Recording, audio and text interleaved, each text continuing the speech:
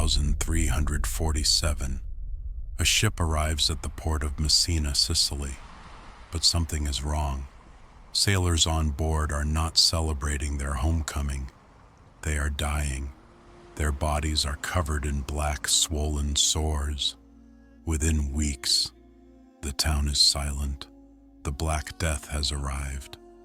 What you're about to hear is the story of one of the deadliest plagues in human history, a disease so terrifying that it wiped out nearly half of Europe's population, a catastrophe that reshaped society, changed economies, and even altered the course of history. But what caused it? Where did it come from? And could something like this happen again? Stay with me, because this story is darker than you think.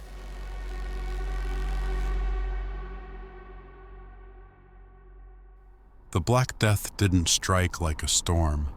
It crept in, unnoticed. Historians believe it started in the east, possibly in the Mongol territories. The Silk Road, the greatest trade network of the medieval world, unknowingly carried a killer. In 1346, the plague reached the Crimean city of Kaffa, where Mongol armies, sick with disease, used biological warfare, hurling infected corpses over the city walls. The trapped merchants had no choice. They fled by ship, but they didn't flee alone.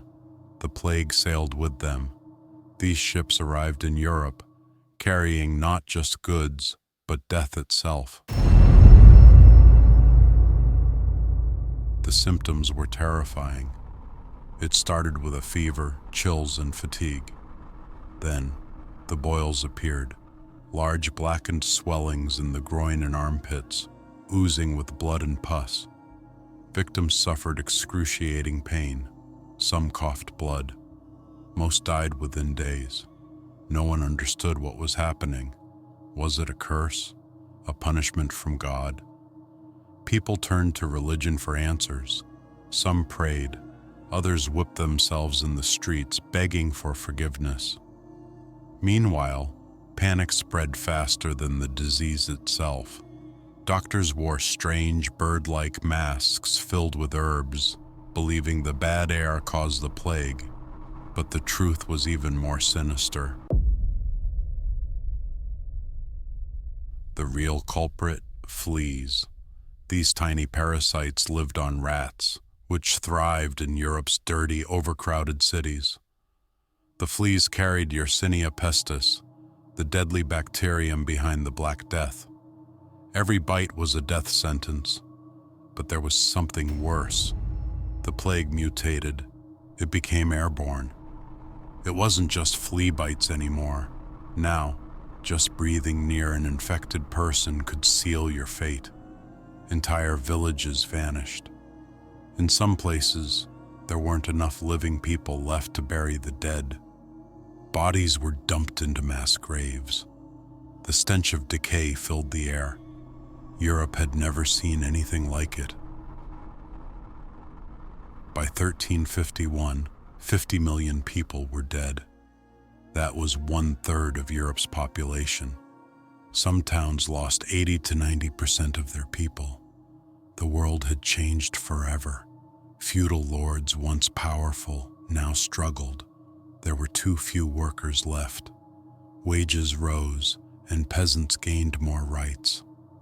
This led to the decline of the feudal system and, in some ways, planted the seeds of the modern world.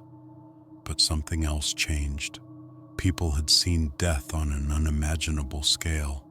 They started questioning everything: the church, authority, even the meaning of life itself. Some historians believe this was the beginning of the Renaissance, a rebirth of art, science, and human thought.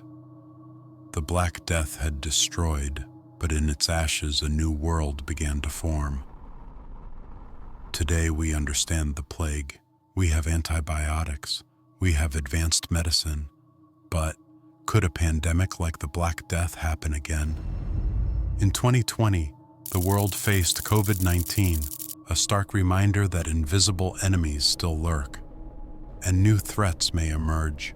In frozen Siberia, ancient bacteria and viruses are awakening from the melting permafrost.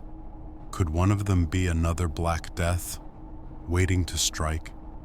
History tells us one thing: plagues come in cycles. The question is, are we ready for the next one? The Black Death was a tragedy beyond comprehension, but it changed the world. It reshaped societies, economies, and even human thought. It was one of the darkest moments in history, yet from it, humanity emerged stronger. But the past has a way of repeating itself. Are we truly safe? Or is the next great plague already out there lurking in the shadows? If history has taught us anything, it's that we should never underestimate the power of a disease.